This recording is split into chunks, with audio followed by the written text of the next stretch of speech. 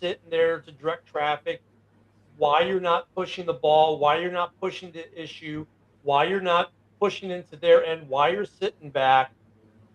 Yeah, I don't know. That whole game felt weird to me. So, how many more weeks till the international leagues kick off? About 4 weeks. Yeah, about that. I Well, know MLS is back. Scottish Premiership is next week. I know that they always kick off my birthday weekend, but everyone else is usually like mid-August or week 0 of college football is when they're going to start. Well, MLS is already back in action. So Preseason, but no, they're still in regular season. MLS. I thought it was all friendly matchups until they get to mid-August. No, they're in their season. Remember, MLS does not play on the Euro schedule. Oh, MLS. I'm talking about Premier League. My bad. I'm talking. No, MLS, Bundesliga, La Liga, all that stuff's about 2 to 4 weeks away, depending. Yeah, that's mid-August. Yeah, MLS. Yeah, MLS is back tomorrow. Yeah, Dynamo play tomorrow against I think DC, and then Saturday I'm going to the Austin matchup.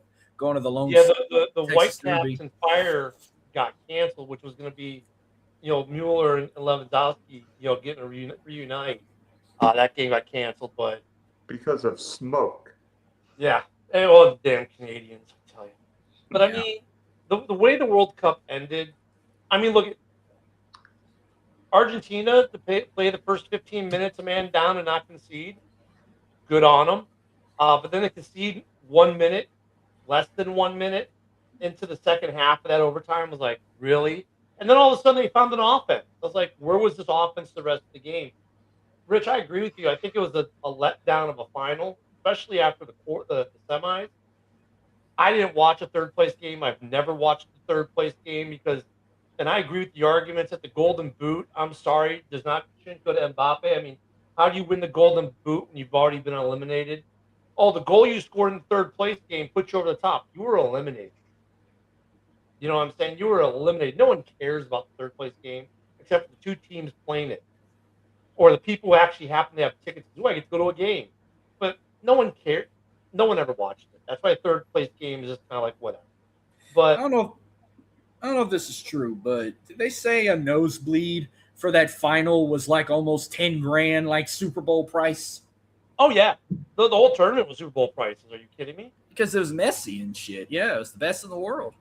I mean, well, and you got the whole passing the torch, standing, line with the Neil and Messi and the baby picture and all that. I mean, it was a great World Cup. But I agree with Rich. Like the final was just kind of, I expected better. They're trying to host it again in 2038, which fingers crossed. Just America or the whole North America? So, well, I don't know, because FIFA has not announced the bidding process yet. But I wrote an article on X about this. So basically, FIFA's model is a region cannot hold it. Like your region holds it. So CONCACAF held it. We can't hold it the next cup or the cup after, but then the third cup after we host, we're eligible. Okay. So if you go by region, the next one is going to be North Africa, Europe, and South America are all hosting. We know South America, even though they're only technically hosting 3 games right now, are counting this because they were not allowed to apply for the 2032 Cup or 2032 Cup, which is in Saudi Arabia. They were excluded. So that means they're being counted as hosting. After the Saudi Arabia World Cup, there's only two regions who are eligible: CONCACAF again and Oceania. Now, Oceania's biggest country is New Zealand. They don't even have a stadium big enough to hold the NCAA Division II championship game, let alone a World Cup game. So that means CONCACAF is by itself. So I know 2034 it's in Saudi, but 2030 I think it's Europe, but Madrid's hosting the finals. So 2030 is Europe, is UEFA, North Africa, in Africa. Those two, and South America, what's their conference, confederation. Those 3 confederations are the next World Cup. The World Cup after that is Saudi Arabia, which is Asia, which means the following World Cup, the only 2 confederations who are eligible are Oceania and CONCACAF. CONCACAF's going to want it. America will be front and yeah, because the 2 most profitable World Cups in history are both in the United States. I'm shocked the Premier League ain't bidding to host it in like London and all that shit, or even like in Ireland or something, or Wales. But So excuse me, Marcus.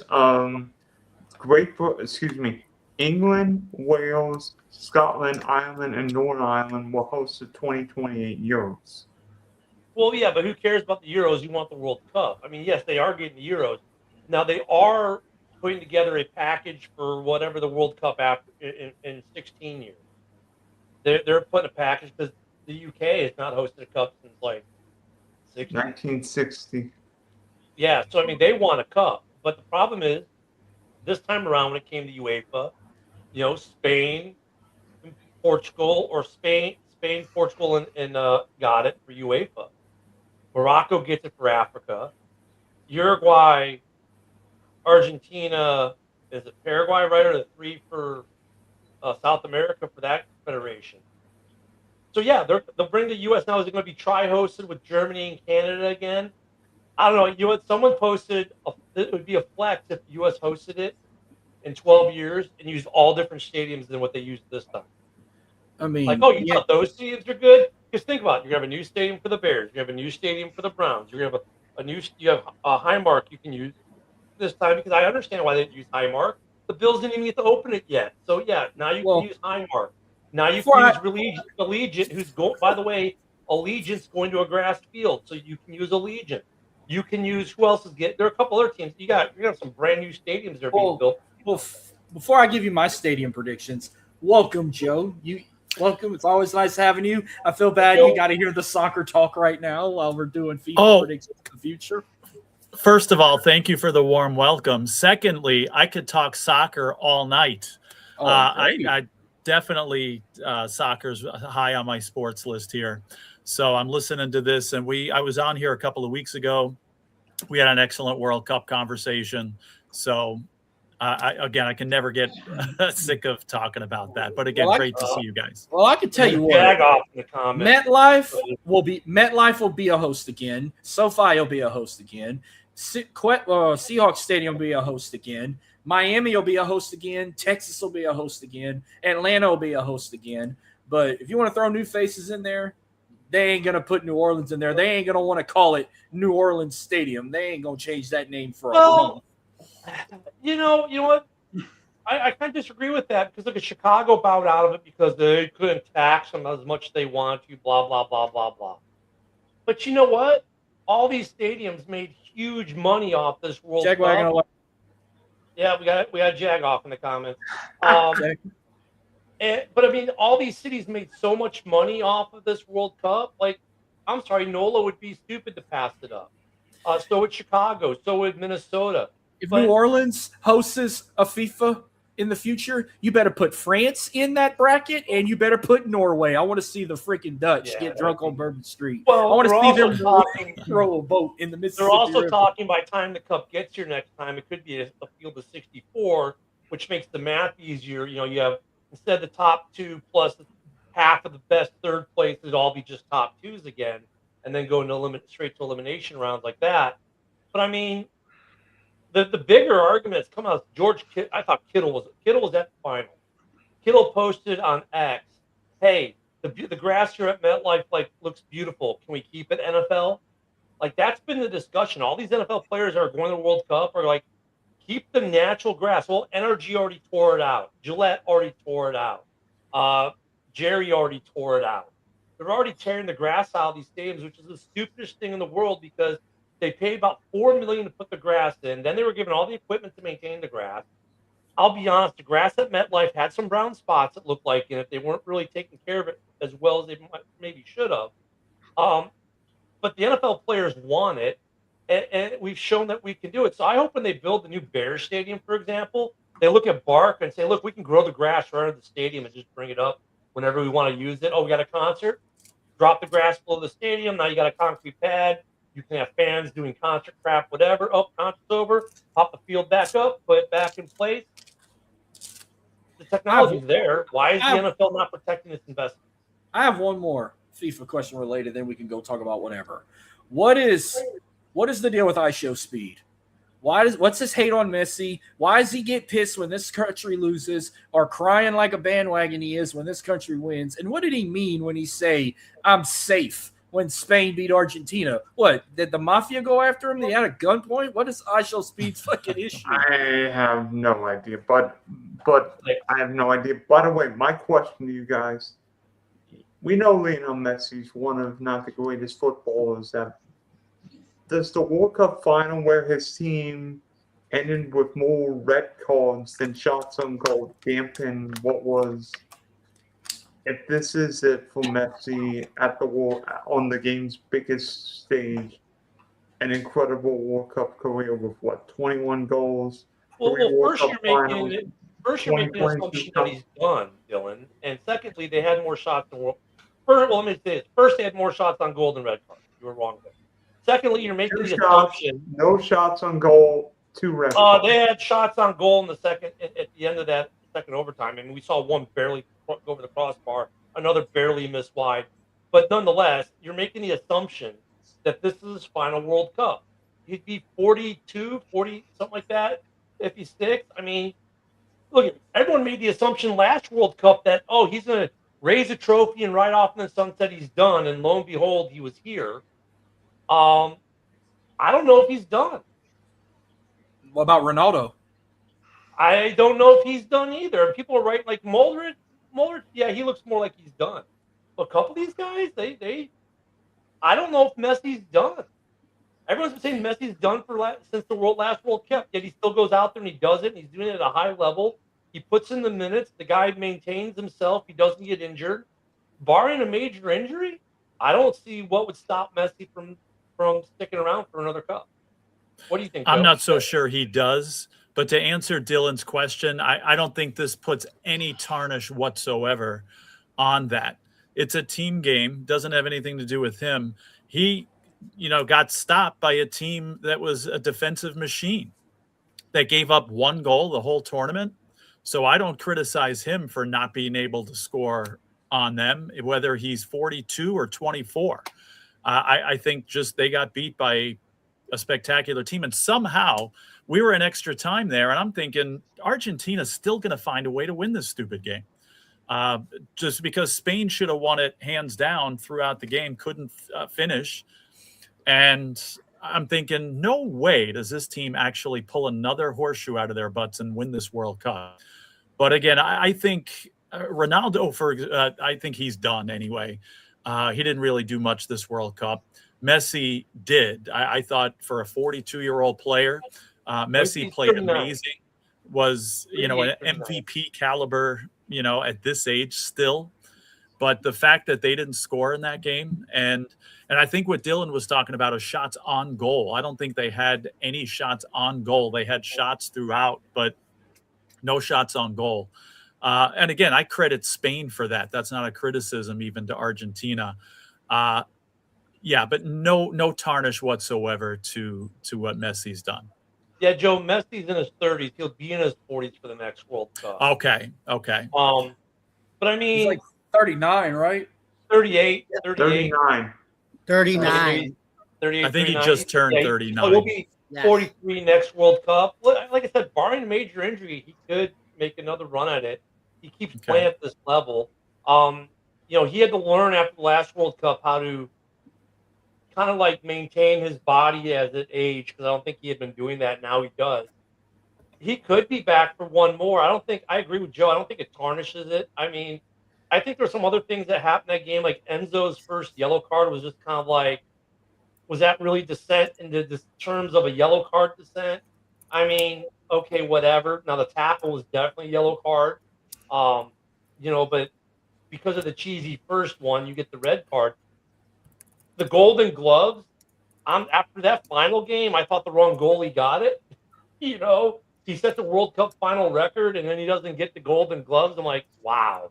But I mean, you gave up 1 goal the whole cup. That's why you get it, just for the whole cup, not just the final.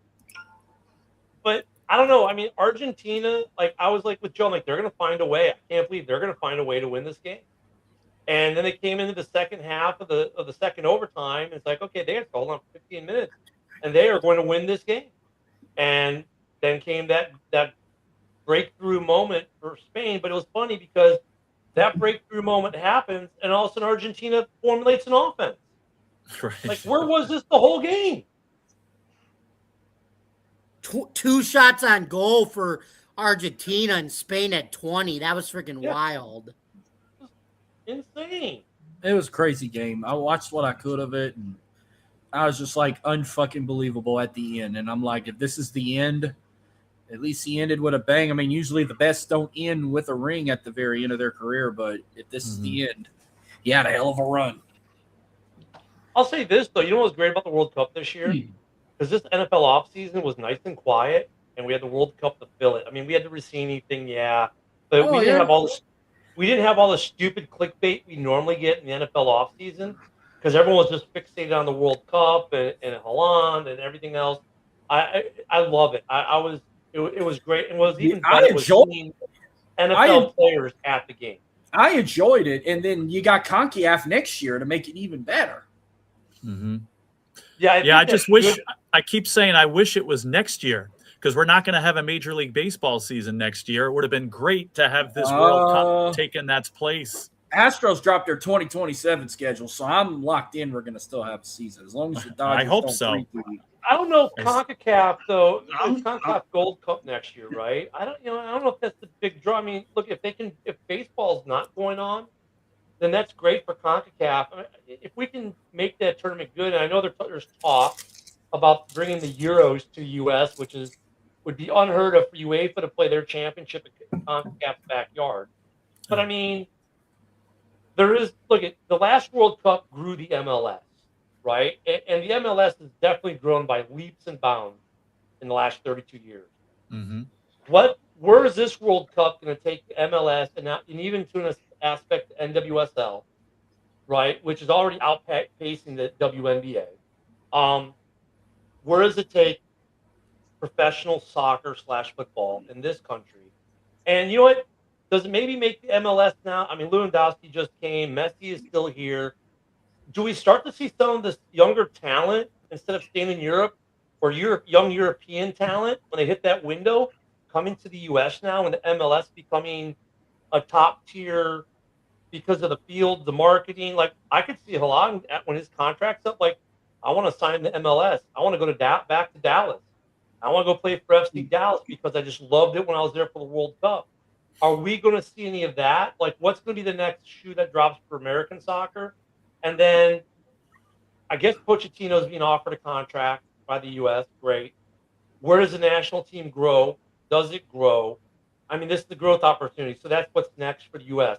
What's next in the growth opportunity? 12 years from now, the 38 Cup, we can't even apply for it yet. They'll probably announce within the next year or two who can. But if the U.S. is available, the president already said he wants to do it. We've made so much money here. Businesses and cities want to do it. FIFA's made the most money they've ever made in both World Cups that have been in the United States, 32 years apart. I mean, think about it. We had the World Cup 32 years ago, and no one even got close to matching the numbers that we drew in the 90s all the way up until this year. Now, yes, there were more games this year, but this year's almost doubled the last record. So, I mean, there's a draw for FIFA to come back. There's a hunger for the fans to come back. And the best takeaway from this World Cup, besides eating up a dead NFL summer, was all the videos we got to see, like by Freddie from Germany. The guy went to 25 states on his tour over here for the World Cup. But all these fans from around the world posting what they were seeing here and their love of the country and the people and our places. Like, that's the best PR the country could ever get, and we have to pay. In fact, we got paid for it, which is like the best thing ever about the World Cup. Yeah, I would love to answer yes to your question about major players coming to MLS. I still don't think it happens until a Messi or somebody comes over here late in their career. I wish it would. And I think this is definitely going to push MLS to a higher level. I hope it does, just like it did, in the past. I think it definitely puts MLS more on the map and gives it more exposure. But I still, as far as these players, I still think if somebody has a choice to play for Manchester City or, Miami or LAFC, they're going to choose Manchester City or Barcelona or. I agree. A lot of that's the money because the Yeah. MLS is still capped on money, whereas they can get more in Europe. I mean, so Right. that's why these guys come through later in their career because they've made their money. They kind of have the Baker Mayfield take. I've got money. The money's not important. I just want to play. And then they come to the U.S. But even the young American players, when they want to get paid, do they stay with FC Dallas or Atlanta or the Sounders? No, they bolt for Europe because they're going to make more money in the British second division than they are in the MLS. Mm-hmm. What I do see, and I think you might see more, is there's some players who succeeded in MLS, took advantage of that, and went to Europe. It didn't go too well, and they ended up back in MLS. Almiron is one of them who played for Atlanta United when they won their championship. He went to Newcastle, did okay, but ended up coming back to Atlanta. And we got a kid at Borussia Dortmund right now who is younger than Reina was when he went there, and he's on with the first club. So you got some young American talent that's going over at age 14, 15, 16, joining academies. Mm-hmm. And they're able to do that. So I think we're going to see some more of that. The U.S. system's going to grow. It's weird. It's sad that the World Cup's over. I don't know what to do with my summer now because I was watching every day. But, the cool thing was, as far as NFL off seasons, what I loved about it is the World Cup just ended Sunday. Guess what? Rookies are reporting to camp already. Some have already gone. Some are this week. Everyone else's camp starts, no later than Monday or Tuesday next week. It was a great fill for football fans. And it was great to see all the NFL players going to the games, supporting the games. For those who just don't want to watch baseball on TV as much or some of the other stuff, it was a great fill, and it stopped a lot of the stupid NFL clickbait that we get every offseason. Like, we didn't get all the 15-team trade scenario for Max Crosby to go to the Buffalo Bills kind of stuff. You know what I'm saying? Like, we didn't get that because everyone was fixated on the World Cup and what was going on. I hope next year CONCACAF can kind of replicate a little bit of that and keep this momentum going. And I hope, we're still going to get friendlies next summer too. The European League teams are going to come play their preseasons here like they always do. Right now Wrexham is doing their tour, right? Aren't they playing in Miami this week? So I hope they draw crowds, man. I hope they draw crowds. But I'm juiced and ready for the NFL season now that the World Cup is over. I just thought that the final was like Rich, like and Joe, like I said, it's kind of But not every game can be, oh my God, like the semifinals were. I've got a question. With Spain's dominant defense only allowing one goal, that led me to something. What would be what is potentially the best defensive club you've ever seen in Major League Baseball history? It could be a team, an individual, or somewhere in the middle. Best defensive team in Major League Baseball? Best defensive baseball team? Yeah.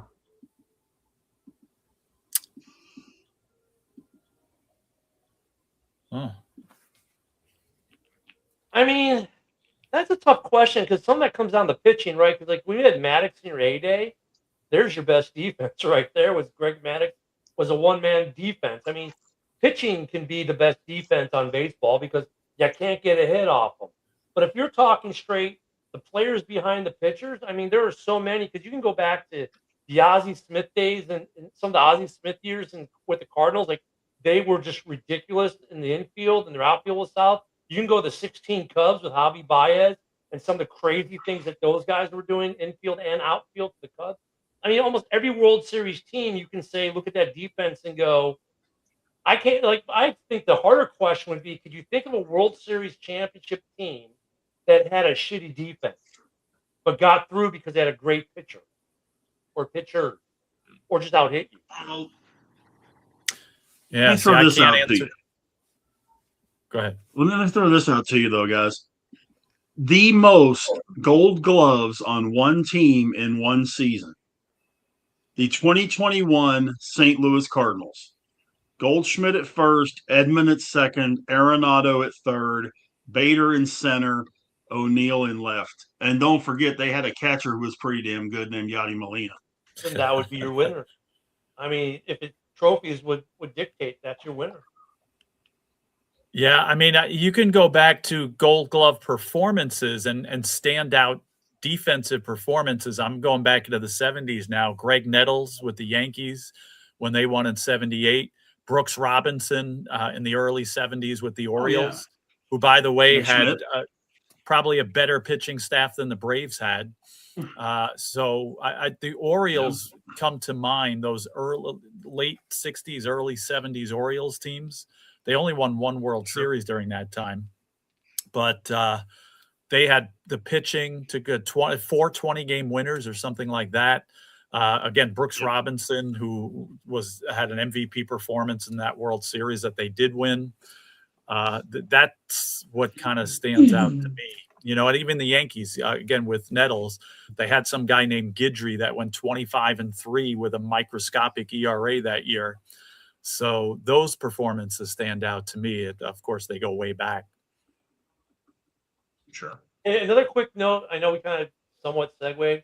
The interesting thing about this World Cup, it was the first time in World Cup history the top 4 ranked teams were the 4 teams in the semi. It was the first time in World Cup history, I believe, that the number 1 and number 2 teams were in the final. Plus, the first time we had the South American champion and the European champion both facing off in the final. So there were some other cool firsts about the final, or about the Cup this year. Can't let those. There's a lot of records that were made this year in the World Cup. But that's an interesting question, Dylan. I mean, team defense is something I think it's overlooked in baseball. It is. You know what? As growing up being a St. Louis Cardinals fan, nothing was better than watching the Cardinals play on that AstroTurf at Old Butch Stadium with Willie McGee, center field, Vince Coleman, Andy Van Slyke, Tommy Herr, Keith Fernandez, Ozzie Smith, Terry Pendleton. I went to many games there because at gate 3.5 of the military ID, you got it for free. You just had to be in uniform. So we go in uniform. We'd all have a little bag with us. The second we got in the gate, we changed back in the Civic. But yeah, that defense, I think team defense gets overlooked because, like Ozzie, some of the plays he made out there. You look at 16 though, like Javi Baez, some of the plays that he made that season was just stupid. You know, I mean, team defense, I think, though, the individual defense we think about, team defense is a little bit different, right? You might not have any Gold Gloves on that defense, but, you know, as far as individuals, but what about as far as the team goes?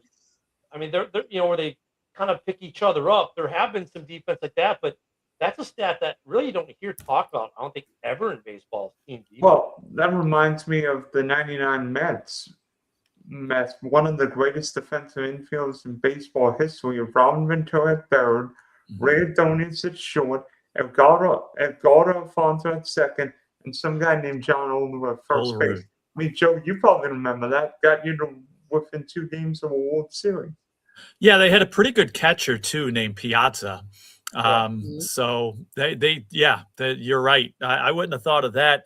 I like your Cardinals example, though, those early 80s Cardinals. I mean, I didn't think about that, but you're totally right. That's how they won, really. I mean, solid pitching and speed, but defense. So I haven't been following the baseball news much, but you guys mentioned it might not be a season next year. Is that because they're having problems to get another collective bargaining agreement? Yeah. Is that what's going on? Okay.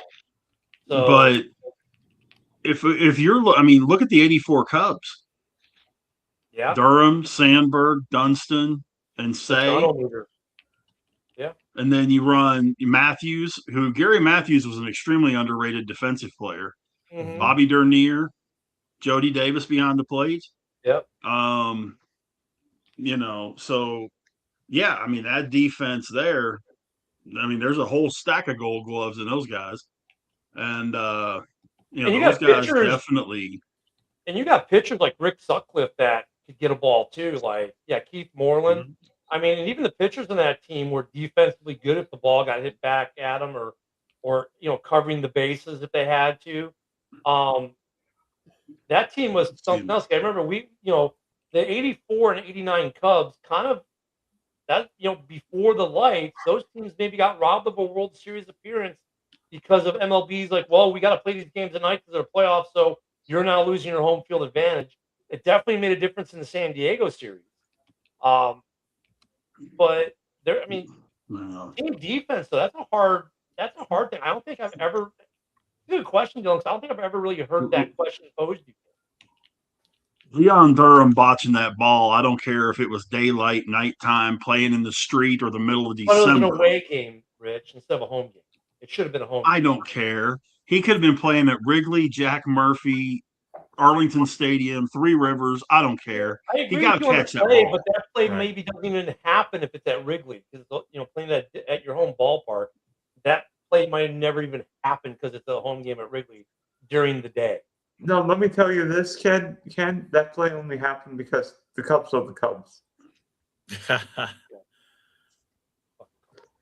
Hey, The way Jamie, that year played out, that should have been the year that they won it instead of in 2016. They had the team to win it that year. Yeah. I think '84 and '89, even '03. '03 was a great team.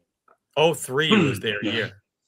By the way, wasn't that the year that Ray Kroc, who owned the Padres, died in January of '84?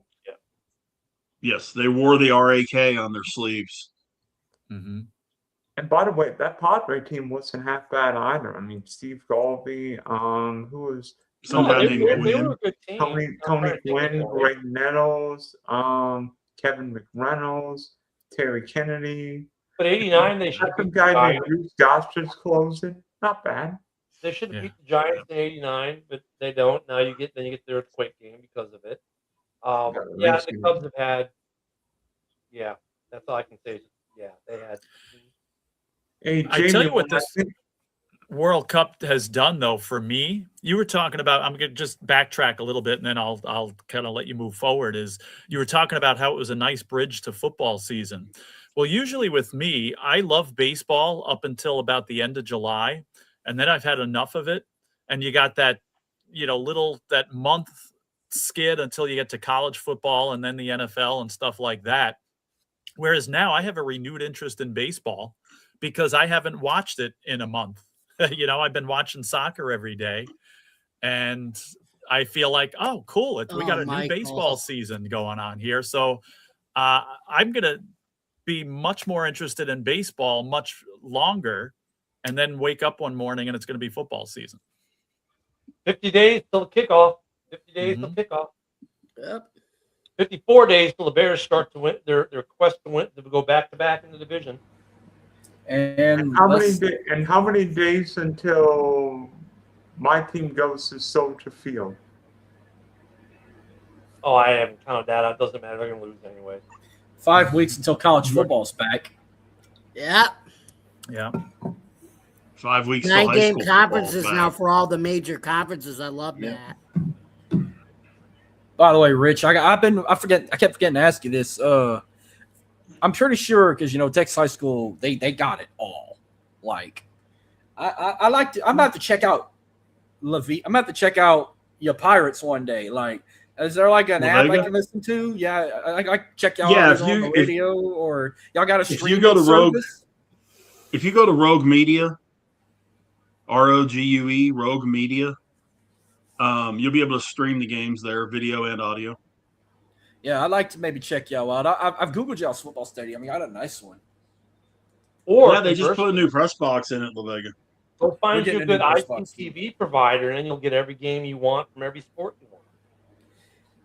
I'd like to hear Rich on the call for a La Vega game. See how he sounds. Well, that's how you could do that. If Rich, if your call is on air, I can probably get it through IPTV, an IPTV provider, because I get all the locals. If you guys don't mind it being too old, I still have about 20 of these from the state championship game in 2018. What is it? 3 CD sets. Oh, geez. of the game. First half, second half, and post game. You know what's funny about the DVDs? Who even has a DVD player anymore hooked up to their TV?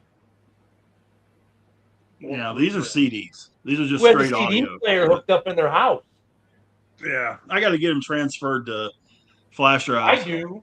That's I have a whole room full of DJ equipment behind me. You know, if I want to play a CD in the car, I can't. Oh, here at the house, I guarantee you we've got at least 500 DVDs, probably about 300 or 400 Blu-rays, Yep. and somewhere in the neighborhood of 500-600 CDs. How many video that the girls cassette accumulated tapes? over their childhood? Hey, I still have 2 VCRs. How many video cassettes? Not many. I still have VHS tape. I still have DVD, Blu-ray, CD, vinyl, cassette tape, and I've got players for all of them in the house. Now in the car, no, none of that. I drive a Tesla. Come on. But I could convert stuff to MP3 with the thumb drive and plug it in that way, I guess. But in the house, I have all that. I still have 2 VCRs at work. And a Blu-ray, a 4K Blu-ray machine. So Ken, what dies quicker by lunchtime, your Tesla or your iPhone? I don't have to leave the house much. And actually, at lunchtime, I was taking a nap. What are one of your DVDs? She's the Man with Amanda Bynes. I don't know. No, but I used to buy movies every Tuesday when they came out. So I got on VHS. I got like the Boys of Zimmer and the Cubs, right? The Freaky Bulls Friday championship videos. All 6 of those are on VHS. When the Cubs won the World Series in '16, that was on Blu-ray. I've got some of the Blackhawk stuff was all on DVD when they won the Stanley Cup. Never mind. The last 3 Cups, like all on DVD. So it's interesting because you're right, Rich. You got to kind of get them converted to digital at some point. And I converted a lot of my DVDs to digital. And I've got a Voodoo account that's got about 900 movies on it. And I still have 400 or 500 DVDs and Blu-rays behind. But you know what I found out though? If you convert your movies to digital, yeah, you can pass your account on to your kids, but eventually they'll lose access to the movies. Because the movies, even though you own them, you only own them for a specific amount of time. And they drop off. The significance of the passage of time. Sorry. Kind of like how movies come and go on Netflix. Thank you, Kamala. Oh yeah, but you know, I just saw this. My he's my youngest. He just turned 19 yesterday. He gets on my Voodoo account. He watches a ton of the older movies. Like he watched Flag of Our Fathers. He watched Bridge Coming to America. Coming to America. Yeah, Down Periscope. 16 Candles, like the stuff that from the 70s, 80s, and even earlier than that. I was a movie buff, so I have older movies too, like Metropolis and stuff like that. He's watched them, and he still watches them. Last thing I watched. You notice the younger generation, this younger generation, they're digging back into the 80s and 90s. Like I just saw Vanilla Ice with Sean Hannity. He did his podcast the other day, and he's on tour right now with Salt and Pepper and someone else, and they're selling out arenas on this I Love the 90s tour. He's like, dude, most of these people in the audience are like 20-something. They weren't even born when this music came out. But this younger generation of kids, they're watching these movies. They're listening to the music that we grew up on, right? The 80s and 90s stuff, and they're. I'm gonna throw a curveball on these right here. I showed the 18-year-old The Breakfast Club. She is obsessed with that movie. Like one of her, I guess she fell in love with Molly Ringwald when she realized I was a real actor and not just the name of a cover band in New Orleans. And I showed the kids. He wanted to watch a baseball movie after the tournament was over. I showed him Angels in the Outfield, and my God, he loves that movie. That's a great movie. Like Back to the Future's making a huge splash again. It's on air 24/7. You're looking Back to the Future's on. Some of the old sports movies are coming back. I mean, and then movies like Stanley Kubrick stuff is coming back, and just like the old war movies are coming back. And so it's funny. I have them on digital and I have them on disc. Some I still have on disc, some only on digital. Yeah, they're all making a comeback. It's kind of weird. So I watched Norbit last night. let me run something past you guys. Let's assume let's take ourselves into a time tunnel, okay? And we're going to Gwinnett, Georgia, this evening, and we're going to watch a ball game. And we pluck down our $4 to go see the Gwinnett Stripers play ball, right? And the starting lineup, it gets announced by the PA announcer. In right field, wearing number 13, Ronald Acuna Jr. At shortstop, number 7, Ha-Sung Kim. At first base, number 41, Carlos Santana. And then Kutch. At DH, Not number the 22 guitar. or 25, I'm sorry, Rowdy Tellez.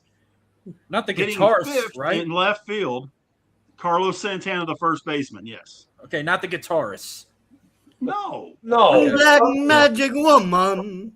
I thought Kutch was playing too the night. Hitting fifth in center field, Patrick Clossy, who's one of the top prospects in the Braves organization. Hitting sixth, the left fielder, number 22, Andrew McCutcheon.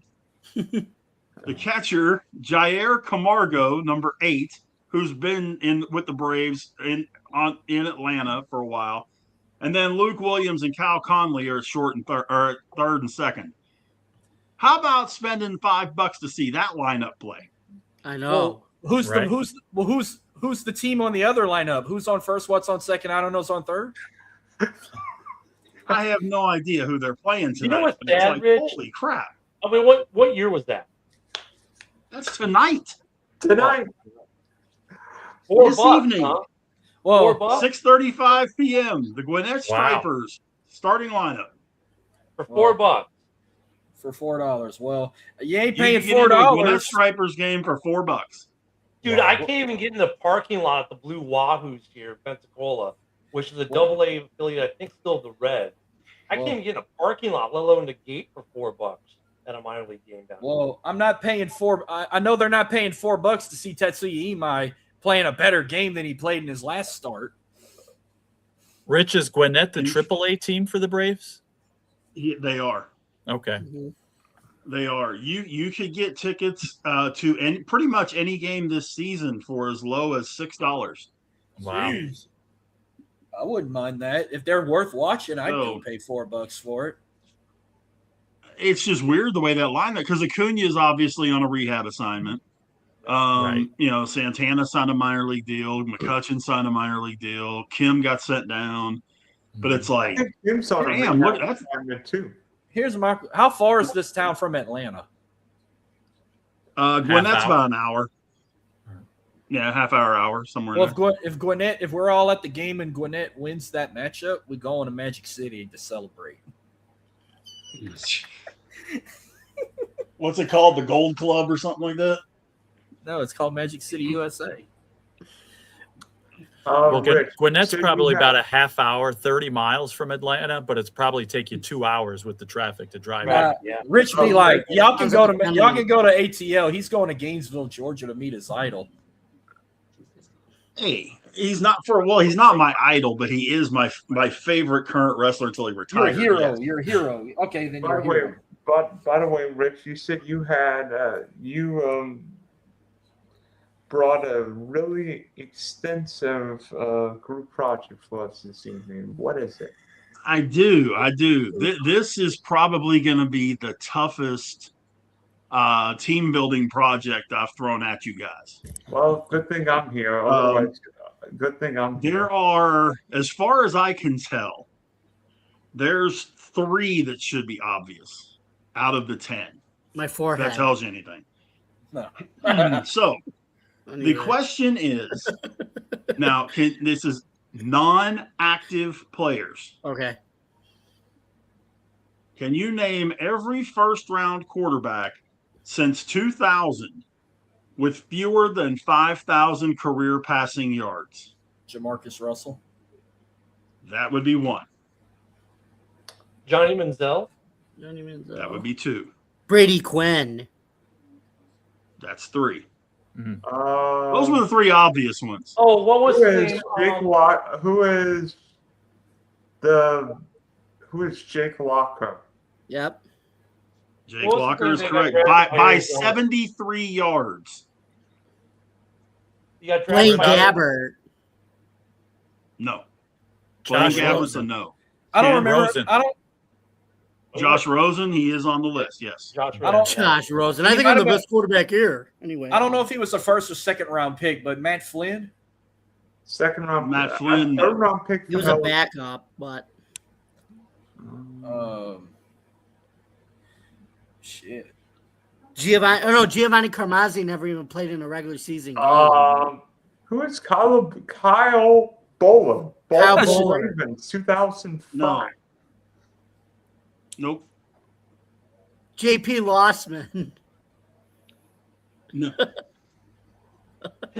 Trent Edwards, no. Who You was guys actually have 5. You just have 5 left. Troy Smith. No, I don't. No, Troy Smith wasn't. I don't know if Smith was drafted the year after he won the Heisman because he was so small. I can't. What remember about his the name. guy? Who's Hold the on, guy I'm that looking this guy up. won the championship for Texas? Vince Young. Vince Young. No. Vince Young had over 10,000 actually. He did. Okay. Yeah. We already said Jamarcus Russell. What about Yeah, we've Steven already Gar- said Johnny Manziel. We've said Johnny Manziel, Josh Rosen, Jamarcus Russell, Jake Locker, and Brady Quinn. What about James, no? Unless he wasn't draft.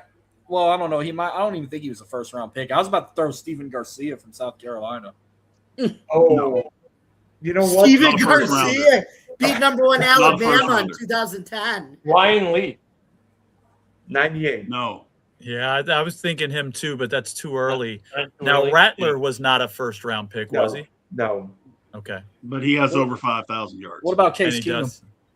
Case Keenum. no. Case Keenum? Oh, he's got way more. Yeah, Yeah, he was. Yeah. Tim I Tebow. think he's got. Tim Was- Tebow is on the list. Oh, That's that was good. obvious. 2,422. I didn't think Wow. of That him. was obvious. I've got wait, shoot, the guy I was thinking of is on the roster, but that's Mark Sanchez. no, he's got way more than No, he got way more.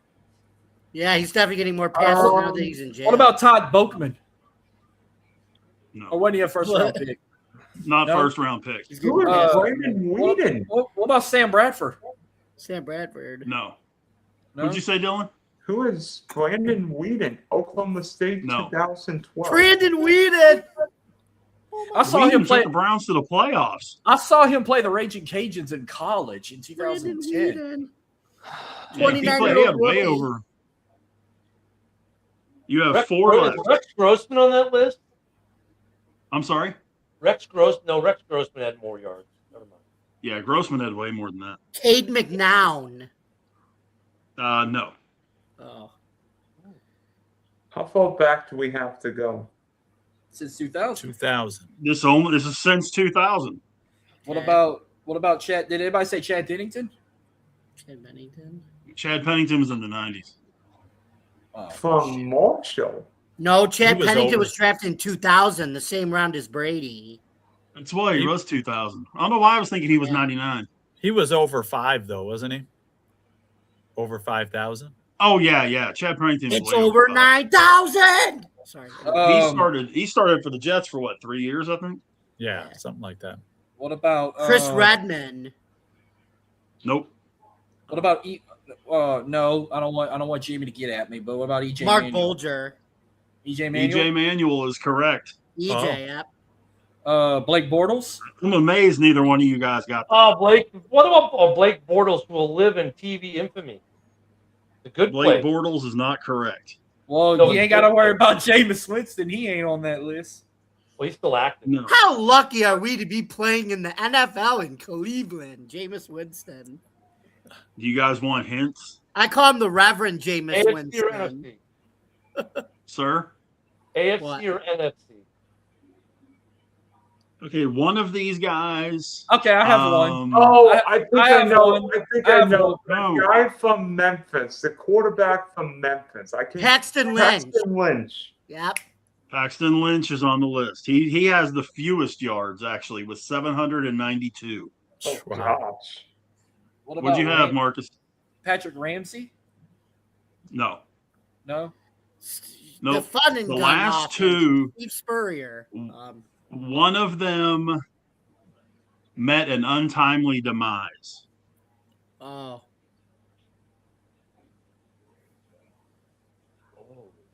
Oh, so he kicked the bucket. Oh. No. I don't want to shoot for it. I could be wrong. I'm gonna go when I'm shooting for it. I'm talking about 2010s.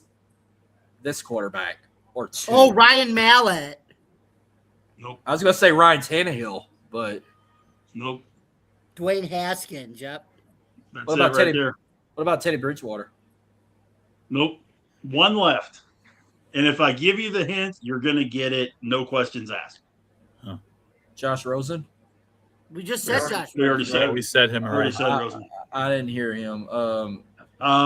This Bryce guy. Petty. No. And we'll have enough about knocking Baylor quarterbacks. Thank you. JJ McCarthy. I was gonna say JJ. Oh, Um, Anderson. No. My boy Petty could play. He just ended up with a trash Jets team. Right. This All guy is West Coast. I'll give you that. He's West Coast. All right, I'll let y'all have this one then. I'm not gonna even die. It's not JP Lawson. Trey Lance. No. Oh. Really? How many yards? And did remember, I Trey said Lance these guys do are after- not active. Not Yeah, active. Yeah. Is he though? Did he even play last year? Trey Lance was a backup in LA. Yeah, he What- started with the Niners and now he's I with the know. Rams. Is the pro team on the West Coast or the college team that he played on? Yes. Both? Or- Both. Seriously, yes, Joe, both. Yep. Okay. Every first round quarterback since 2000 with fewer than 5,000 career passing yards. EJ Yinzer. Manuel, We said already that. have Paxton Lynch, Tim Tebow, Josh Rosen, EJ Manuel, Jamarcus Russell, Jake Locker, Brady Quinn, Dwayne Haskins, and Johnny Manziel. We only have one left. Okay. No. If I no, give you the guy- team, it's a giveaway. If I tell you Mark Sanchez was already guessed, no, that's not right. Did we guess Sam Bradford? No, he had way more. Yeah, than- you did, and it's a no. Okay, well, never mind. But yeah, he did play college ball and pro ball on the West Coast. Okay. How far? I mean, I'm not gonna 2000s, 2010s. That's or 2020s. First round pick, you said. Yeah, but I mean, like, Yeah, what these what are all de- first round picks. what decade he got drafted in the first round? 2000s, 2010s, or 2020s? That would be a giveaway. Okay. All right, then never Sorry. mind. You know what? I have one final answer. Matt And I- Reiner. There's your winner. Oh. God, I thought I had ruled Matt Leinart out, but was Matt Leinart really? Matt Liner's 4,065 total yards. Oh, he was okay. That's good. Good one. That's surprising to me because, like, it's surprising me because what's funny is like that offense he ran at USC under Pete. Didn't he go to Cardinals? Didn't he get No, drafted? but that offense he ran with Pete Carroll, that was a pro style offense, and it never worked for him. That's and he ended up with a trash Cardinals team too. Yeah, I mean, but when Pete Carroll's with USC, that they were like what fucking Nick Saban was with Alabama. It was just like US Quinn. He ended up with the Cleveland Browns, but the offense he ran at Notre Dame, that was a Charlie Weiss NFL offense. That was a good question, Rich. That was a good question. Do you guys want a softball after that one? Hell yeah, no. why not? No, I want a harder one. Oh wait, I thought this you is meant a softball legit question. Okay, This is a softball question. Oh, I don't know no softball shit. Give me the four major sports named after. I'm sorry. Give me the four major sports teams named after Bears. Chicago Bears. Obviously. Chicago Cubs. Bears. Does Bruins count? Does Bruins count? Grizzlies. The Boston Bruins do count. Right. So you got the Memphis Bruins, the Grizzlies. Bears, the Grizzlies. The Grizzlies. Oh shit! I mean, Chicago Cubs. Yep. Yeah. I told you that was a softball. Oh, I thought I you knew had that was going to be a I softball. thought you had a softball question, like you were going to ask something about softball, and I'd be like, I don't know what no softball shit. No. I got one. I meant a one for you. softball question. I got one for you guys. Okay, go ahead, Rich. Go ahead. Okay, there is one other one, and I just got to remember. Okay, can you name the 5 NFL teams who share their name, not the school name, the team name, with a Power 4 school? Cardinals. Cardinals, Tigers. Wait, rephrase the question. Can you name the 5 NFL teams that share their name, not the city, but You talking the about name? the mascot? Cardinals, yep. Yeah, Cardinals? with a Power 4 school. Oh, I can name you Cardinals. Boston Bears. Pirates and Philadelphia Eagles. You ain't got to say the school, just say the mascot. Cardinals, Bears, Eagles. Cards Carolina and Eagles, Pittsburgh Panthers. Panthers, Cowboys. Cowboys, yep. McNeese, yeah. Titans. Cardinals, Eagles, Panthers, Cowboys. Well, wait a One minute. left. There's a difference here. Dallas is the Cowgirls. The college is the Okay. Cowboy. Well, Texans. We're going by the legal name. Oh wait, never mind. That one don't count. Never mind, Not that the one don't sex count. change name, the Cowboys. There's one left. Hold on. The only Let- Ram team I can think of is Colorado State. Yeah, the Rams. Arizona, Oh, Colorado State. Colorado and- State's not and- Power 4. I know. Colorado State's not a Power 4 team. They Why? right? Because even if they go to the Pac-12, the Pac-12 is not considered a P4. Rich. Right? Rich, what are the Detroit and Penn State Nittany Lions? Nittany Lions is not Lions. No. Don't do that again. Yeah, We have Cardinals, Eagles, that was Panthers, and sexy, dude. Cowboys. We have one left. Oh my, you gonna make me look this up? Let's think. Falcons? Yep. No, Huh? Bowling Green's not a P4. Air Force. No, No. Air Force. No. Raiders. Tex Red Raiders. Red Raiders do not count. Oh, Boo, you suck. It has to be the exact name. It's got to be like Has to BC be the name. Sam, the exact name. There's not a college Right. Steelers, are there? No. No. Buccaneers? can't say 49ers because Charlotte is Sunbelt. They're not a Power 4. Right. No, they're American, Charlotte, not Sunbelt. Oh, well, can't. Broncos? No, but Boise State. Well, no. Boise State's Pac-12. I'm blown away. You guys don't have this. Boise I am State, I blown- consider a P4 team. They play like they're a P4 team, though. but they're not. Jaguars? I can't believe you guys don't have this last one. Well, I can't say Bengals because LSU is Tigers, not Bayou Bengals. Right. I'm going by NFL. team. This is really funny. I Ravens? promise. This is hilarious. Are But you guys going by don't have Are it. you going by NFL or all pro sports? Wait. NFL. No, NFL. Well, there ain't no Titans in the college. I know that. There ain't no Colts. I can tell you, You that. You guys give up? The only No. Jaguar Yeah, I yeah. know is Southern, and that's the SWAC. Ravens, Browns. I can't believe this. I really can't. No. There ain't no Giants. There ain't no Commanders. No Patriots. No, Rich, don't tell us. Did we say Bears already? Yeah, we said Bears, right? No, Yeah. we didn't. Yeah, we Bears? said the Bears. Nobody said Bears. Baylor. Baylor and Chicago. Exactly, Yeah. but nobody said Chicago. Baylor and Chicago, yeah. We had the Cardinals, the Eagles, the Panthers, and the Cowboys. Nobody No, I said said the Bears. Bears. Rich, Wow. you're old. I said Bears are off the rip. I never heard He it. may have not heard All it. right. What I about got an Pitt and easier one. Carolina Panthers? So Did we I'm said sitting that here one, going, remember? seriously? Nobody has said. I mean, come on, man. I've got You an already said easier the Panthers, right? Carolina and Pittsburgh. I've You got know how an many easier times one, I've gone guys. like Yeah, Panthers- in Amazon? I'm This looking this for is Bears one. mini, This is one and I we've get done Baylor before, Bears. Enzer. We've done this one before. Yeah, we already done that. Yeah, you jack off. We don't need to Yeah. do this one. Yeah. Yeah, we've Yeah, done this I'll- one actually a couple of times before, I think. But appreciate got you one. sending that in, though. What you got, Dylan? There is one more. Sorry, I hate to give you one more, Okay. and then I'm done for the night. The Mike Okay. Tomlin. Can you name the mediocre five team, no. Can you name the 5 NFL teams that have a star in their primary logo?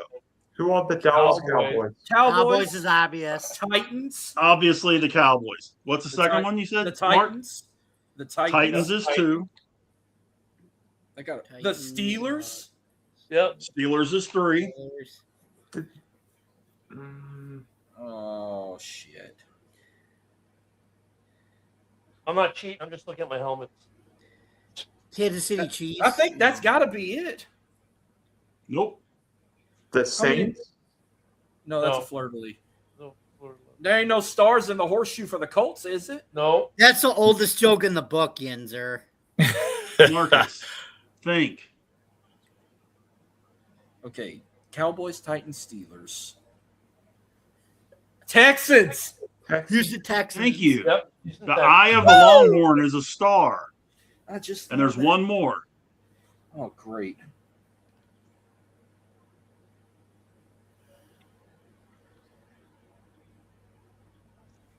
The Raiders? Patriots. Patriots. Patriots. Oh, He has the star on his hat. I'm looking at my Okay. All time right, helmet. I've got a game that we don't have to guess who's got stalls or S's. Last night we did alumni in baseball. Tonight we're gonna do alumni for your favorite NFL team. Who wants to go first? What do you mean? Like, who's your favorite player for your favorite NFL? No. I got a I'm gonna guess the player. I'm gonna tell a player, and you guess where he went to college. Oh, that's easy. That's better than what I was gonna throw in. It's easy, Marcus. So then why don't you? So then you want Saints or you know what? Texans be too easy. I'm gonna give you Saints. Let me think. He's gonna go find a player on the bench that I don't I mean, like, here's know. the thing. No, I I'm really gonna. don't care what college they went. I am not gonna surprise. I'm gonna name at least known players. Darren Sproles. Kansas State. No, I mean, Marcus has got to answer these, not you guys. Unless he gets it wrong, then you guys Once we get can to answer. the NFL, I really don't give a My shit. wife's what college favorite they went. player. What do you want? I know one of mine. It's a good piece of information to have.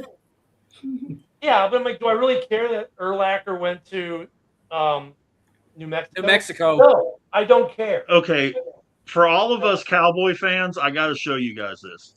Uh-oh. That's funny. Oh no! Oh, God. I got it. Oh, I got it. wow. I got an easier. This one might be a little easier. Okay, Wow. that's funny. Oh, But Rich, that was the best team I've seen all day. let's see if y'all can answer all these. This one might be easy or whatnot, but not as an alternate. I'm just going to say that not as an alternate. There's 8 NFL teams. I just counted. There's 8 NFL teams that has the color black as one of their main team colors. Can you name all 8 of those teams? Who are Raiders. the Las Vegas Raiders? Raiders, Raiders, Steelers, Steelers, 2, Saints, Saints, yeah. 3, Saints, yeah. Carolina. Panthers, Carolina. 4. All right, you're halfway through. Did we say the Cardinals. Atlanta Falcons? Ravens. Ravens 5, and Dylan said Falcons, Falcons. 6. All right, you got 2 more. 2 more, and I'm shocked I didn't hear one from one of y'all that just answered.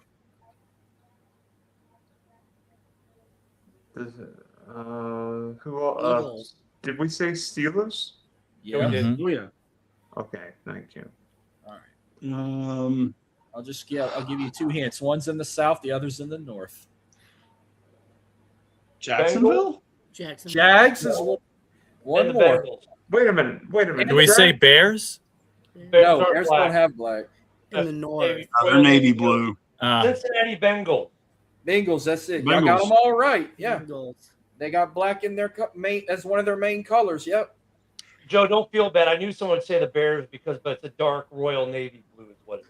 All right. I never wear black, black and blue. I know Selsun Jacksonville's blue. main I'm like color's teal, colorblind when it comes to but- black and blue. I know Jacksonville's main color is teal, but black's like their second main color. All right.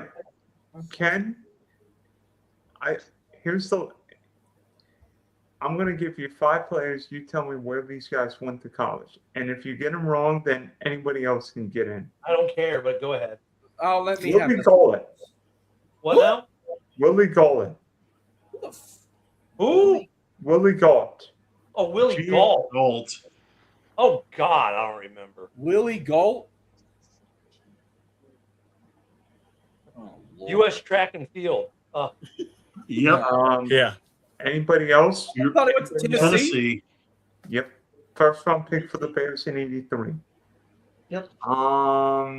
Jim McMahon. Stanford. Oh, he went to. I know. BYU. No. Yeah, BYU. Brigham Young. Yep, Brigham Young. Yep. Dan Smith, BYU. No, you would probably get that. Here, I got this one for Ken. Lance Briggs. Why? Georgia. Alabama, no. Was it Alabama? No, No, I don't think it's either one of them. Let me think about this. no. Damn it! Oh shit! It's a Southern fucking. It's a Big 12 Southern school. Mississippi. No, it's Arizona. It's Arizona. Not. I was about to say Oh, Arizona State. Wildcat. Arizona. He's a Wildcat. Arizona. Mhm. Yeah. All right, Ken. This one's for you. He's a Bear. The Fridge. Oh, I got that one. I know What is that that one. one? Rich? NC State. No. Nope. Like Clemson. conference for Clemson. wrong school. You know, I thought I was going to hear like Gary Fensick or something like that from you guys. But okay. Those Ivy League. Oh, kids. wait till the next one I give you. What? I got one for Well, go ahead, Dylan. Give it. Clemson. who? What? Who? Clemson. First round You pick said for the Clemson. Bears in '85, and Ditka did not won the Fridge. Okay, so who's the next guy? We already said Clemson. Gail Sayers. Oh God, I don't even know what college he went to. Way before my time. That's, Was he Penn State? No. That's just too easy, man. Gil Sayers. Rock Talk Jayhawk. Kansas. Common. Oh. What's your next one? Dylan, Tony Baselli. Where'd he go to? University of Southern California. Oh. All right. Jamie, Bruce Smith. Virginia Tech. Uh-huh. Rich, Terry Bradshaw. Louisiana Tech. Yeah, even though they suck. Do you know who his backup was? Thompson calls him now Mike Terry. I mean, here's something you guys got to understand about most Bears fans that grew up in the Chicago metropolitan area. We don't follow college football in Chicago. I mean, we Yeah. got Northwestern. They suck. Unless Y'all they go to a Rose Bowl, no one Y'all got- cares. Y'all got You the buy- Fighting Illini. Northwestern's you got that never new does anything. stadium now. Maybe once in a blue moon, the Fighting Illini get into a Final Four for basketball. And Notre Dame is there. But once again, it's the city of Chicago. People watch the Bears, the Blackhawks, the Cubs. You know, they don't watch college football that much in the city of Chicago.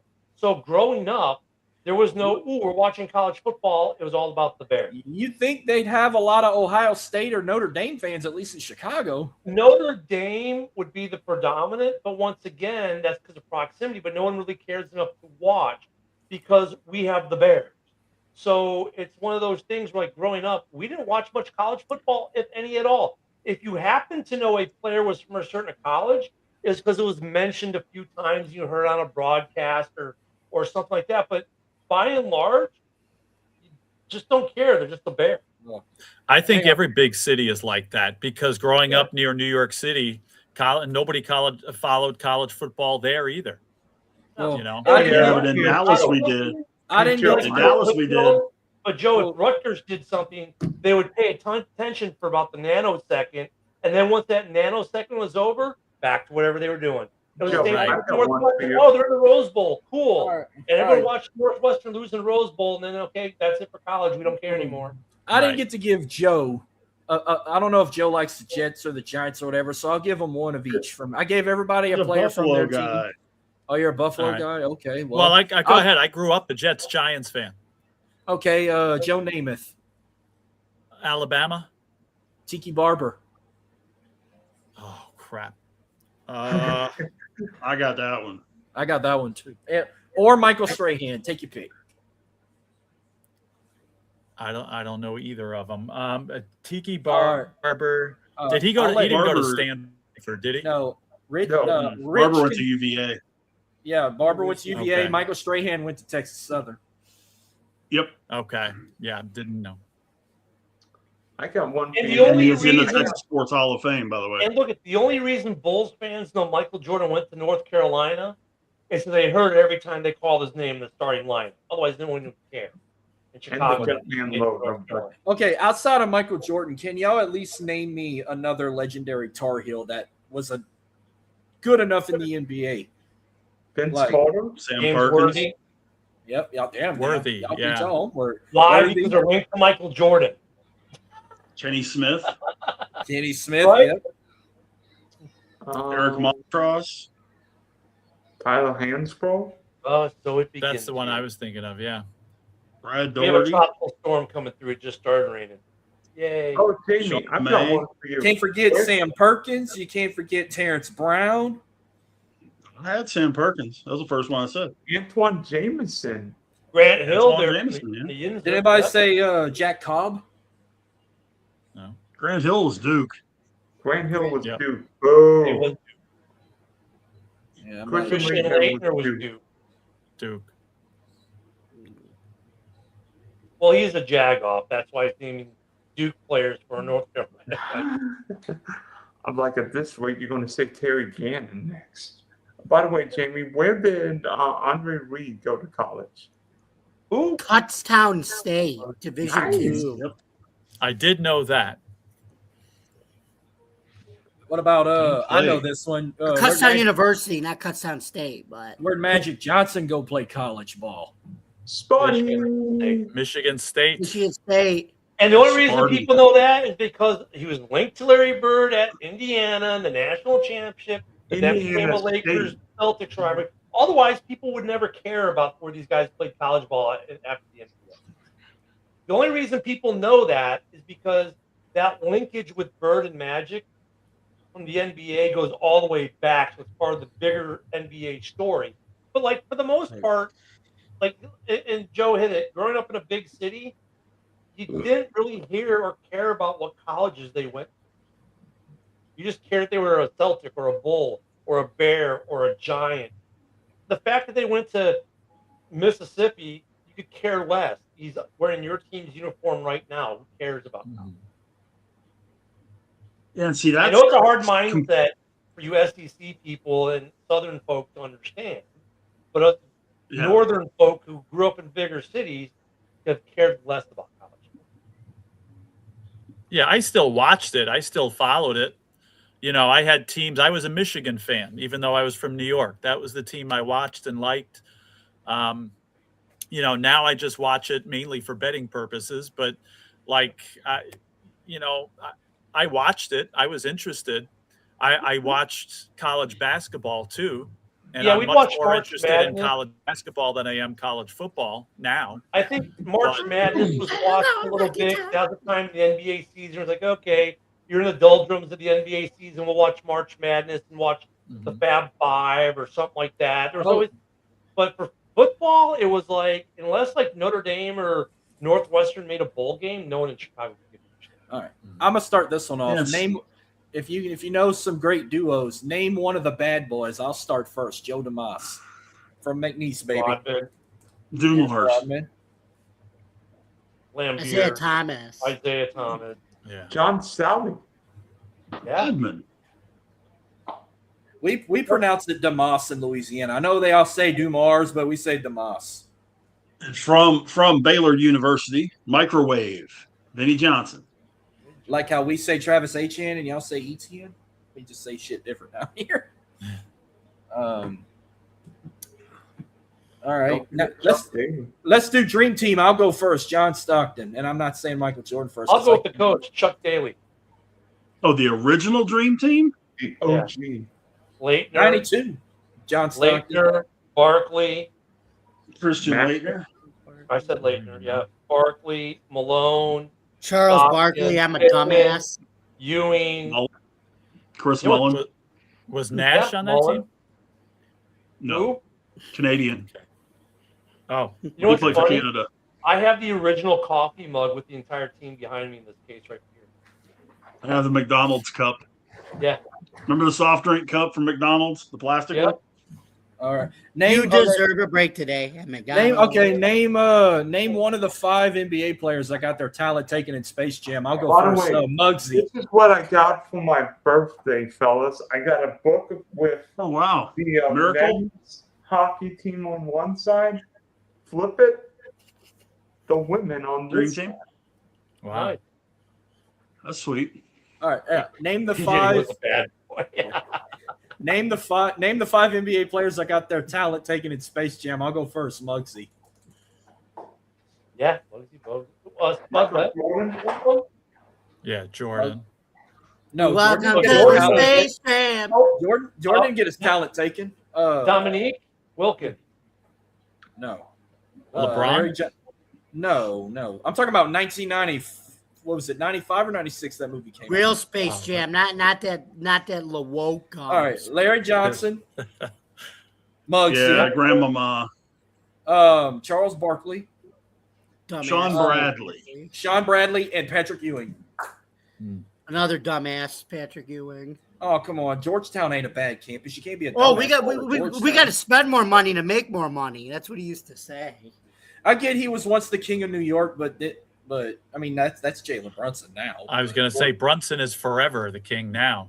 Yeah, Jalen Brunson. After Roman gave him that belt, now he's definitely the king of New York. I am still I'm on the a high from king that. of New York, Newsies. And now you got guys like Judge trying to take his throne if the Yankees could win a World Series. Guys, I've got one. We're going off sport. Well, how about this for a little while? One of us is going to Illinois next week. For I'm sorry. going to see family, not because. Let me tell you. Not because You JP know- Pritzker's you know a how- Hey, wait, let me clarify that. I'm sorry. Where in Illinois are you going? I'm going to Springfield. Okay, not so bad. I sure as hell am not going to Chicago. So you're going to Springfield. What's your question about Springfield? At least you're not going to Evansville or Peoria. What's your question about Springfield? I know that's not very Question's well. not about That's where the Sprint Simpsons Illinois. live, right? The question's about a trip. What? Let's say you're going on vacation for a week. What do you bring? Close. Springfield, Illinois. Shorts and shirts. It's gonna be hot. It's gonna be muggy. By the way, that airport is very tiny. Very tiny. I just flew into it a couple years ago. Yeah, if you're gonna be outside, it's gonna be hot and muggy in Springfield. But great Yeah, national. Dylan's park not here. used to that. Yeah, not in Jacksonville. I'm in Southwest Florida. I'm not in Jacksonville. I'm in Yeah, you're Southwest south of Jacksonville. Florida. But He's I mean, by you can go in. Tampa. I'll tell you what, though, you'll have a good day if you go to Lincoln's house. That's a cool trip. It's a national park. That's cool there. The state capitol is actually pretty cool. Illinois State Capitol is pretty cool. You're going to want to venture out from the capital. There's some other places up the road, some cool little towns to go visit. Yeah, you're 30 minutes Yeah, from you Peoria. shorts and t-shirts, man. It's going to be hot. And the humidity there gets worse than it does here in Florida, believe it or not. How can that be? It just be? does. I mean, The heat I just index- looked at the temps. heat and, index- The heat index, trust me, growing up there, the heat Yeah. index is a lot hotter up there than it is here in Florida. And I've lived in Central Florida. Now I'm in the Panhandle. I lived in Jax. I'm telling you that the heat index will get a lot hotter. I've been up at Fort McCoy, Wisconsin, where the heat index is like 130 and it's not even muggy. It's just dry. When, It'll be hot, hotter than you think. You're like, oh, it's Illinois. It's not going to be. I'm from Florida. This will be it could be hotter in Illinois than it is. in Florida. no, you just think Yeah. St. Louis is hot, but I looked at the temperature for when I'm going to be there. It'd actually be cooler than Florida. Shorts and t-shirts, man. It's summertime in Illinois. Shorts and t-shirts.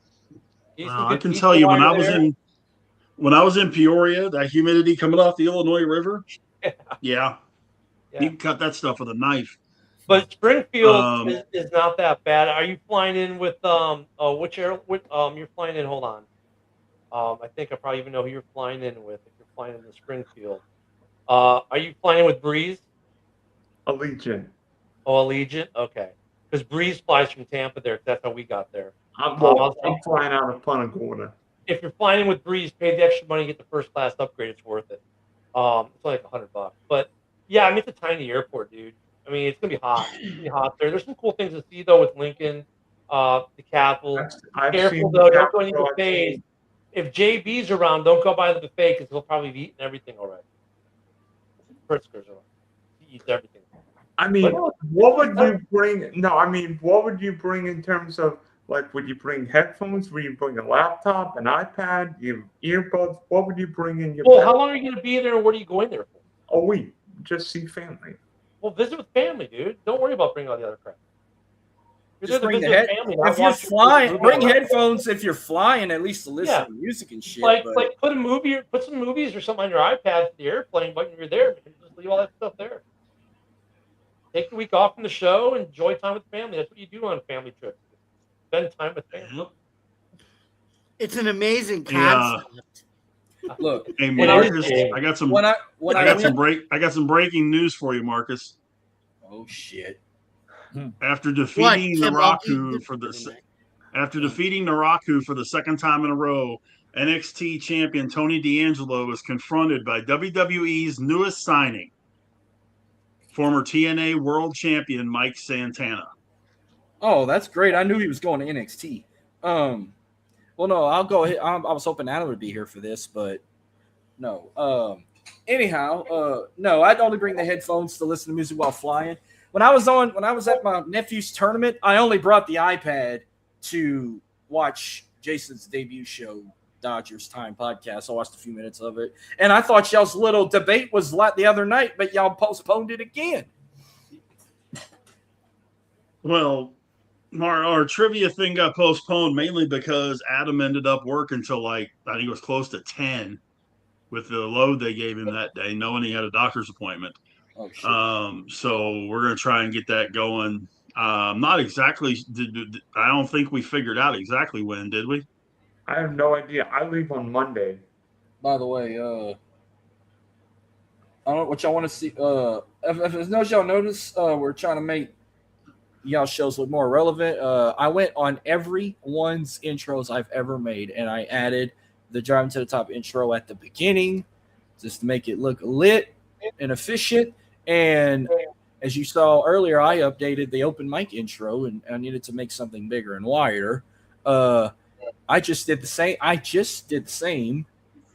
So I got two reveals to show here. One's only going to take 30 seconds. The other one might take a minute. So as of right now, when y'all cop on next Monday, here is the premiere of the very new intro for fans of the Diamond. Check this out.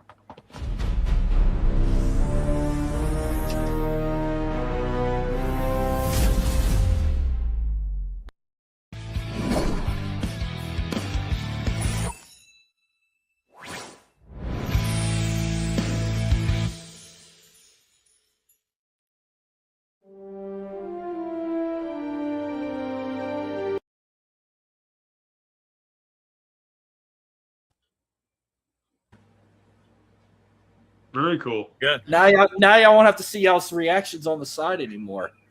And I was hoping Adam would be here for this for y'all, but I took the audacity to make a Steel City Sports intro for you and Adam. Oh, okay. So here's the premiere of that.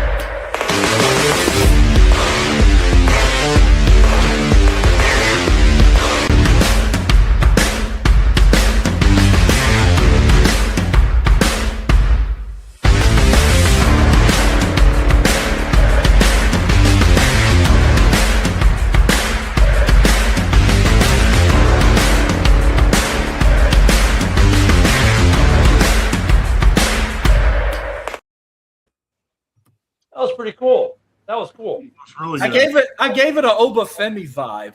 It's like I was It's just doing the that. wrong guy where you To just be more accurate, put the wrong number 8 on there. That's all.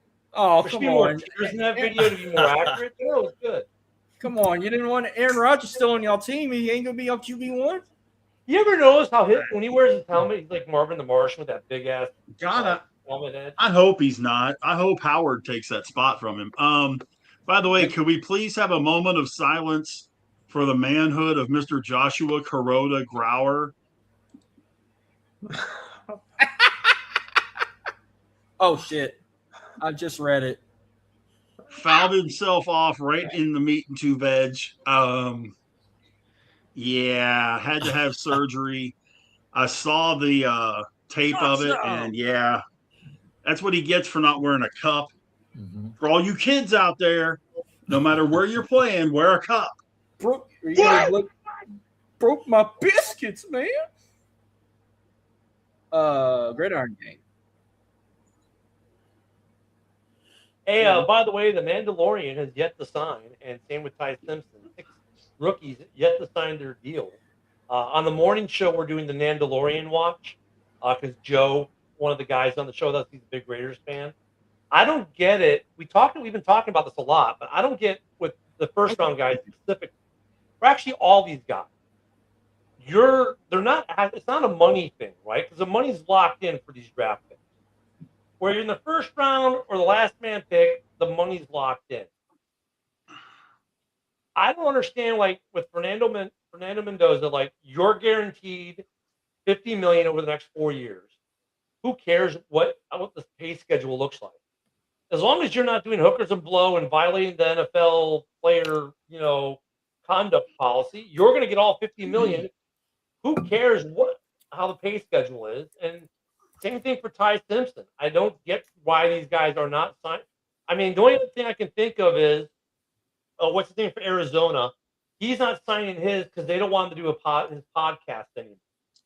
Like, so you're not going to sign your NFL contract because they don't want you to do a podcast. Just doesn't make sense.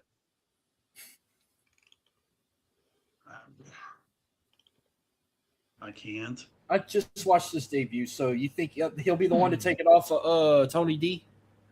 Or not yet? Do what?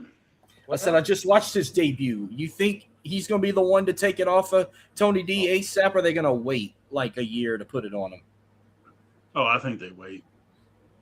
I'm shocked. I don't get some of these rookies. Why aren't you? You can't start this week. Sign your deal. What's the quarterback? The kid's name in Arizona. Jacoby Brissett? No. The rookie they drafted. Carson Beck. Carson Beck supposedly is not signing his rookie deal because they do not want him to do his podcast anymore. Supposedly he has a podcast. I don't know. I've never watched it. I'm like, dude, is your podcast worth more to you than your NFL contract?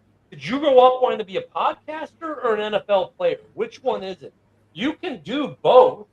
Just shelve your podcast for a year. Like, earn your stripes in the NFL, and then after your rookie season, fire your podcast back up, and the team's probably going to be okay with it. I don't get these kids. Like, and then for the Mandalorian, he's mad because of the pay schedule of the signing bonus. Oh, there's a guy called the Mandalorian. I thought you were talking about the movie. No, he's nicknamed now. He wants to be called the Mandalorian. And who's Fernando this guy? Mendoza.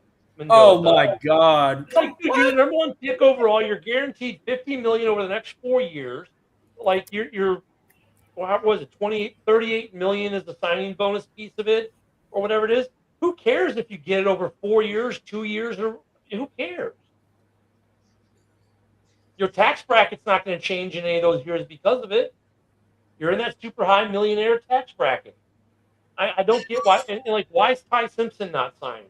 You're going to be the backup for at least a year or two. Same situation. Your money is locked in at 13. You can't get more. You can't get you can't get less. I mean, does he want? Maybe he wants more Kelly Stafford time written in his contract. I don't know. I don't know either. But guys, I got to head out, man. It's been an hour and a half. I got a boogie on out, man. I got an early day tomorrow. I appreciate all you guys. Yeah, I gotta and watch the one on Twitter tomorrow night. Steel City Sports Talk. Marcus, let's get together and figure our show out for Saturday. Yes, because you got you said your nephew or grandson? My grandson's 5th birthday party. Yep. You got your grandson's birthday party, and I got a trip to Houston later that day. We're sending little man.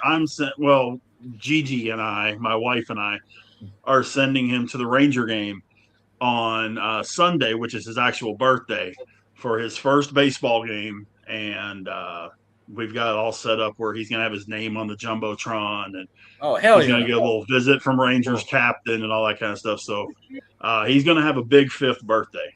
Y'all gonna sit behind home plate, or y'all sitting in a suite? No, their seats are a little past third base, second level up. Okay, so real good seats, and he gets to run the bases afterwards because he's a junior Ranger. So on Sundays they let the junior Rangers run the bases after the game. So he's going to get to do that at his first game too. So. I know a lot of teams, they let kids run bases like on Sundays or stuff, or sometimes on 5th inning games, special games on 5th inning runs. Like Gumbo Gators do 5th inning bases, and Astros do Sunday bases, and LSU does that too. And probably what'll be the most important thing for him, it's dollar ice cream. So he can eat ice cream till he's cross-eyed. He's going to run really fast around those bases. Yes, he is. So happy early birthday, Jackson. And he gotta at least, if he can handle it, he gotta at least have a Ranger dog or something. He doesn't do hot dogs. He'll eat some French fries now. He'll do French fries. He does fish sticks. He'll kind of eat chicken nuggets occasionally. But yeah, he hasn't graduated to doing the hot dogs yet. Look, I always tell people, you want to be a real American, or especially be a baseball guy, you got to have a hot dog at a baseball game, and you got to eat apple pie. Well, Rich, my grandbaby here, he turns 3 in October. He loves hot dogs. We went to a Brazilian steakhouse for my 19-year-old's 19th birthday yesterday. Birthday. He was chowing down steak at the steakhouse. He's 2.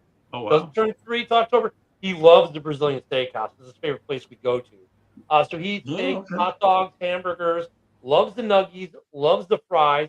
However, he's not into fish sticks yet. When he's been at fish sticks, I'm like, you know what? He hasn't really done those yet. His favorite stuff, he loves mac and cheese. Oh, yeah. He loves grilled cheese sandwich. Any kid loves macaroni. Anything fries. with cheese, kids are obsessed with that. Yeah. So pizza, mac and cheese. And PB&J. He likes PB&J too. He's not a big PB&J kid. But yeah. But anyways, guys, I appreciate y'all. I'll talk to y'all later on. Yep, have a good one, Rich. And if I don't see you before, we'll talk next Tuesday. Yeah, I got a Dark Side of the Ring to watch. Monday I'm going to head out too. Monday through Friday on X. At Ken the Bear Fan, we got Ken and Ken in the morning. Supposedly, the Bears show, Alice Hall report, will be back Sunday at 11 a.m. We'll see. We've had the whole summer off in hiatus. Yeah. And otherwise, that's it. I just got my X account back a week ago now, almost a week now. I've had my X account back. It took me 8 months to get it back from the hackers, but I got it back.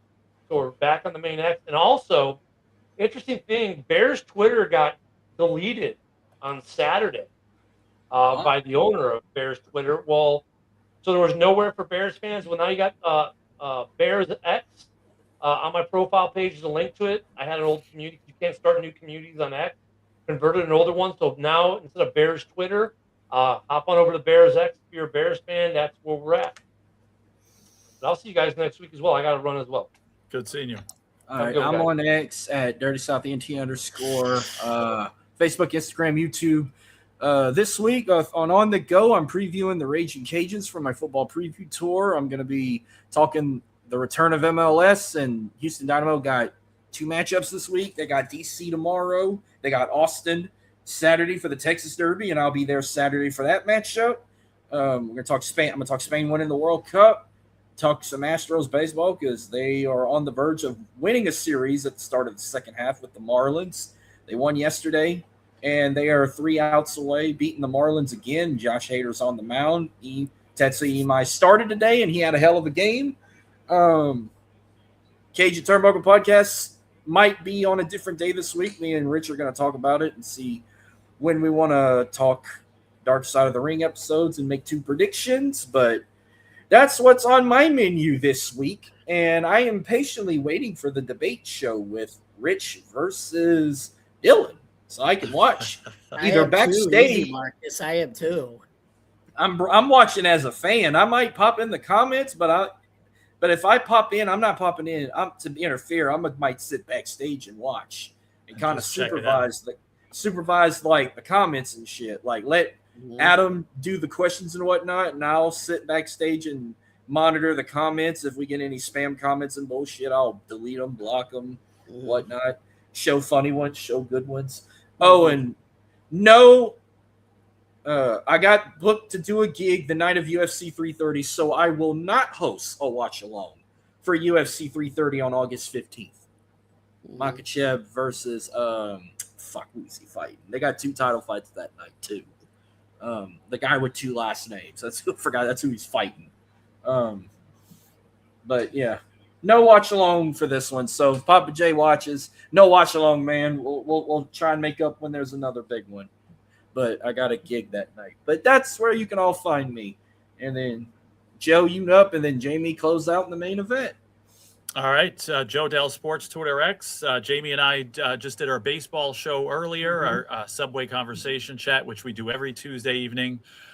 Stay tuned. Coming up soon, the Buffalo Sports Conversation Room, which will be Tuesdays starting around football season. Yeah, and we got, 2 weeks until the Hall of Fame game and 3 weeks until preseason is underway. Right. And 6 weeks until NFL kickoff? I believe 6, 7. Yeah, maybe about 6, 7. Yeah, something like that. All right, Jamie. All right, so you guys can follow me, yours truly, at Bill's Chat 1, at Bill's Mafia Chat, and also at Jamie Malloy, the unbiased journalist, at DJ Dog Tags on X, theforkball.com, and Buffalo Down. Where I write about all sports. You could catch Joe and I every Tuesday night, 8 o'clock Eastern time on Driving the Top Productions. We just did episode 15 of season 3 of the Subway Conversation Chat, so go check that out. And then you can catch all of us here on the same network, 9 o'clock Eastern time for Open Sports Mike Night. And then tomorrow on Wednesday and every Wednesday night at 9:30 p.m. Eastern time, you can catch me, Jeremy, and the crew over there on the KCB Sports Network for NFL Roundtable Talks. And then every Saturday night at 9 o'clock Eastern time, me, Jeremy, whoever wants to come on that show every Saturday night, then on the KCB Sports Network for our baseball show. So thank you guys very much for listening. Don't forget to subscribe to our YouTube channel, like, comment, and hit the bell for all notifications. And for more content on Driving to the Top Production, you can follow us on YouTube, Facebook, Twitch, X, or wherever you get your podcast. From all of us here, I'm Jamie Malloy, and we will see you next Tuesday at 9 o'clock p.m. Eastern time for another episode of Open Sports Mike, only on Driving to the Top Productions. Good night, everybody. All right. Good night.